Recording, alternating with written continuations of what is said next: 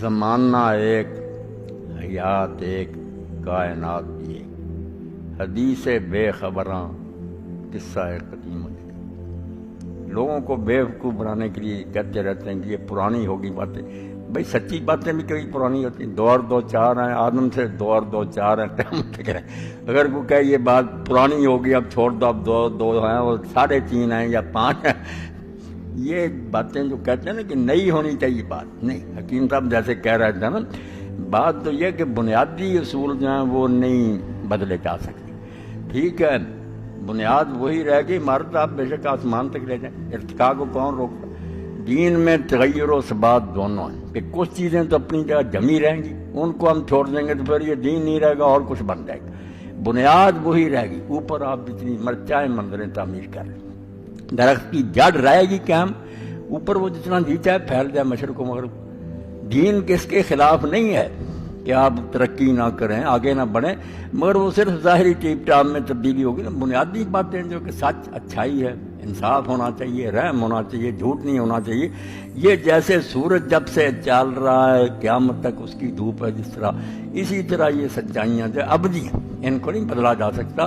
اب دین نے جو بات طے کر دی کہ مرد عورت کا اختلاط، جو غیر شادی شدہ لوگ آپس میں رلیں گے آزادانہ، یہ بدکاری کا پیش خیمہ ہے، زنا نہیں رکے گا پھر، اور زنا شرک کے بعد وہ برائی ہے جس کو اللہ برداشت نہیں کرتا۔ آپ دیکھتے ہیں سورہ نور میں اللہ نے شرک اور زنا کو ایک پرڑے میں ڈالا، برابر کے گناہ۔ وہاں کہا کہ زانی عورت سے نکاح کرے یا کوئی زانی مرد یا مشرک مرد، فرمایا زانی عورت سے یا زانی کرے یا مشرک، اور ادھر کہا کہ زانی جو ہے نا اس سے نکاح کرے یا زانیہ عورت یا مشرکہ عورت، یعنی کہا دونوں کی فطر سے ایک خاوند کے ہوتے ہوئے ادھر دھک مارتے، اس کو نہیں اللہ برداشت کرتا۔ اللہ غیرت مند ہے، وہ کہتا ہے ایک خاوند کی موجودگی میں دوسرے کی طرف کیوں روک، ایک خاوند تلاش کرو۔ تو زنا کے لیے فرما دیا لا تقربوا الزنا، زنا کرنا تو گزارا، ایسے راستے بھی نہ اختیار کرو جو آہستہ آہستہ زنا تک لے جاتے۔ اسی لیے دین نے پابندیاں لگا دی۔ اب اس کو کوئی اتحاد کیا ترقی کا صاحب کہو کہ ہم لوگوں کو بدماش بنانا چاہتے، سیدھی سی بات۔ وہ پہلے بھی ہوا تبرج الجاہلیت الاولی، آپ نے کیا ترقی کرنی؟ 1000 مرتبہ انسان یہ بدماشیاں کر چکے ہیں۔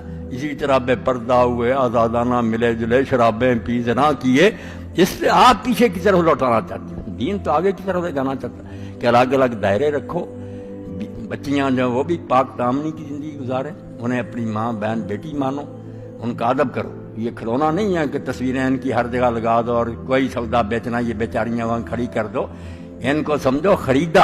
یہ وہ کائنات کی سب سے قیمتی متاع ہے جس کو عقیلہ، عربی میں عقیلہ بھی کہتے ہیں نا، کہ موتی جیسے دبیا میں بند ہوتا ہے، یہ غیرت کرو، بے حیا نہ بنو۔ تو اب ان چیزوں کو کوئی بدلنا چاہتا ہے تو بھائی وہ اسلام پر مہربانی کرے، اس کو نہ بدنام کرے، جس راستے پر جانا چاہتا جائے۔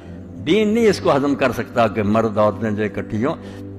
طواف کعبہ میں ایک عورت نے کہا حضرت ام المؤمنین عائشہ صدیقہ رضی اللہ عنہا سے کہ میں حجر اسود کو بوسہ دینا چاہتا ہوں، ہمارا وہاں کوئی حصہ نہیں، مردوں کو بوسہ دینے دو، کیا مذاق تم نے بنایا ہوا، ہمیں کوئی حکم نہیں دیا گیا کہ ہم حجر اسود۔ اب ٹھیک ہے وہاں اسی طرح ادھر عورت نے ادھر گڑبڑ ہوئی ہے، مگر آپ دیکھ کہ اماں نے کیا کہا میں بالکل نہیں جاؤں گی، اور ایک نے کہا کہ میں طواف میں تھی، کبھی بوسہ دیا کبھی ویسے گزر، فرمایا کیا ضرورت تھی، کیوں مردوں کے ساتھ خلط ملط ہوئی، جب سامنے جاتی تھی لا الہ الا اللہ اللہ اکبر کہتی گزر جاتی۔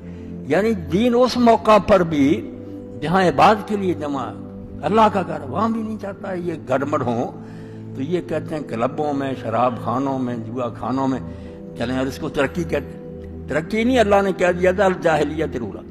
یہ بیوقوفی اور نادانی تو بار بار ہوئی، روم میں ہوئی، یونان میں ہوئی، مصر میں، جہاں یہ مرد و عورت اکٹھے ہوئے ہیں وہ برباد ہو گئے معاشرے۔ اور مولانا مودودی رحمۃ اللہ علیہ کی کتاب الحجاب، پردہ، وہ تو اسی پر تاریخی طور پر انہوں نے دکھایا کہ دیکھ لو جس معاشرے میں یہ ہوا بچا پھر کوئی طاقت اسے نہیں بچا سکی۔ یہ زنا اور بدکاری کا پیش خیمہ ہوتا شروع ہو جاتا، پھر روکنا بھی چاہتے نہیں رک سکتا، حرام کے بچوں سے گلیاں بھر جاتی ہیں۔ اب حکومتوں نے ٹھیکہ لے لیا کہ جنتی جاؤ اور حکومت کو دے دو، وہاں ان کو وہ سنبھال رہی حکومت، حرامی بچے جن کو نہ باپ کا پتہ نہ۔ تو یہ اس کو ترقی کہتے ہیں جس کو اللہ کہتا ہے الجاہلیت الاولی۔ تو بنیادیں نہیں تبدیل ہوں گی، سچی بات۔ اس کو فنڈامنٹلزم کہیں، جو جی چاہے کہ نام رکھنے سے کیا ہوتا، دین ہے یہ، کہ دین کی جو بنیادیں ہیں نا یہ نہیں تبدیل ہوں کہ سود حرام رہے گا، جوا حرام رہے گا، اور جوئے اور سود کے جو نتائج ہیں آپ دیکھتے رہا کریں میگزین، کس طرح لوگ ان ملکوں میں تو بڑے ادارے بنے ہوئے نا، اسی وقت لوٹ کر آ جاتے ہیں، سب کچھ اپنا برباد کر دیتے ہیں، سلطنتیں تک ہار گئے تاریخ میں، بیویاں تک ہار گئے، بعد میں جنگیں ہوئی۔ اللہ اگر روکتا کہ بھائی یہ تباہی کے راستے ہیں تو حدیں قائم رہنے دو، اس کے اندر جہاں تک جی چاہے جاؤ۔ علامہ اقبال رحمۃ اللہ علیہ کی ربائی اس تغیر و ثبات کے بارے میں بے نظیر تبصرہ، ترقی اور اپنے جگہ بھی نہیں چھوڑ۔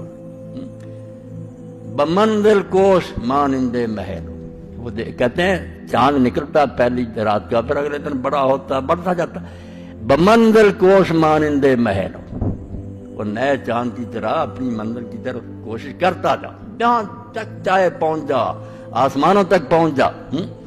بمنزل کوش مانندے محل، دری نیلی فضا ہر دم فضوں شو، راکٹ تیار کر جہاز با، دین کو کیا ترا، مگر یہ یاد رکھ مقام خیش اگر خواہی دریں دیر، یہ ہے ایک بت خانہ، طرح طرح کے بت ہیں جو اپنی طرف آدمی کو رجا رہا ہے، یہاں دھوکہ رکھا جائے، بحق دل بند و راہ مصطفیٰ رو، یہ دو جڑیں نہ چھوڑ دینا کہ حق سے دل لگا، منزل مقصود اللہ کی رضا ہو، اور راستہ محمد مصطفیٰ صلی اللہ علیہ وسلم، پھر جہاں تک جی چاہے چلا، اللہ کو کیا چلا۔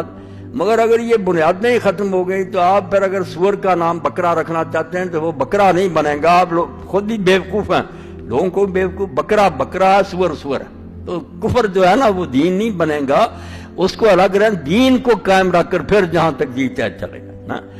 اور آپ دیکھتے ہیں کہ جہاں جہاں مسلمانوں نے حکومتیں کی، یہ گھاس نہیں کھودتے رہے، دنیا میں آج بھی وہ تاریخ موجود ہے۔ یہ احسان مند ہے یورپ کے جو اچھے لکھنے والے لوگ کہ اگر قرطبہ اور گناتا کی یونیورسٹی میں ہم نہ جاتے، وہ کہتے ہیں ہم نے تو زمانے میں دیکھا کہ جو صفائی کا انتظام ہے کہیں تنکا نظر نہیں آتا، اور جو مدرسے تھے اور جیسے مکانات تھے، جیسے باندھے ہوئے تھے زراعت کے لیے، تو ساری ترقیاں دین بتاتا، کوئی رہبانیت نہیں سکھاتا، مگر بنیادی باتیں جو جڑ قائم رہنی چاہیے، پھر شاخیں آسمان تک بھی چلی جائیں تو کوئی بات۔ تو اللہ ان کو بھی ہدایت دے، بہرحال مسلم کہلاتے ہیں، ارشد الائمہ ہی کہنا چاہیے کہ ان حکمرانوں کو بھی اللہ ہدایت دے، اور جن کے چنگل میں یہ پھنسے ہوئے ہیں ان سے نکلنے کی انہیں توفیق اللہ دے۔ وہ ہمارے خیر خواہ نہیں، بدترین دشمن ہے، اللہ کی کتاب کہہ رہی کہ تمہارے خیر خواہ نہیں ہو سکتے، ان سے جان چھوٹ گئی تو شاید یہ پھر کسی سیدھی راہ پر آ جائیں۔ وآخر دعوانا الحمدللہ رب العالمین۔ اللہم صلی علی سیدنا و نبینا محمد وآلہ وصحبہ وبارک وسلم۔ ربنا افرغ علینا صبرا وثبت اقدامنا وانصرنا علی القوم الکافرین۔ ربنا لا تجعلنا فتنة للقوم الظالمین ونجنا برحمتک